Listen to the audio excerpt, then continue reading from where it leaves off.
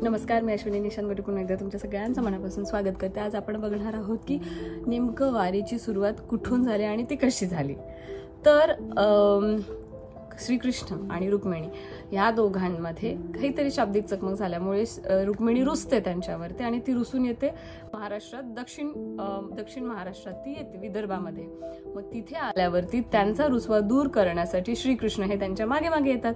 मग तिथे आल्यानंतर त्यांच्या लक्षात येतं की अरे, आपला भक्त पुंडलिक सुद्धा इथेच आहे, तर आपण त्याला आधी भेटावं आणि मग जाऊन रुक्मिणीचा रुसवा दूर करता येईल। मग पुंडलिकाला भेटायला गेल्यावरती त्यांना हे कळतं की दिसतं की पुंडलिक हा त्याच्या आईवडिलांच्या सेवेमध्ये तत्पर आहे। आता आईवडिलांची सेवा ही ईश्वर सेवा म्हणल्या जातं, त्यामुळे पुंडलिक देखील श्रीकृष्ण आहे असं तिथे आहेत असं दिसल्यावरती ते त्यांना सांगतात की बाबा एक वीट देतात आणि म्हणतात तिथे वाट बघा, येतो मी। आणि मग तेव्हापासून म्हणलं जातं की त्या विटेवरती हा आपला पांडुरंग उभा राहून वाट बघतोय पुंडलिकाची की ते झाल्यानंतर तो त्यांना भेटेल, आणि तेव्हापासूनच आपण म्हणलं जातं पांडुरंगाला म्हणलं जातं।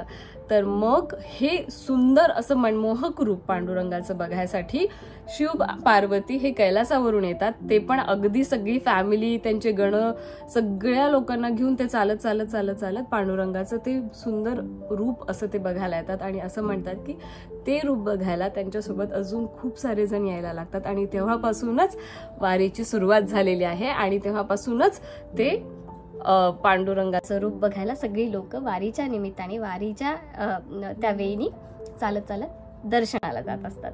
तरी अशी ही वारीची सुरुवात झालेली आहे।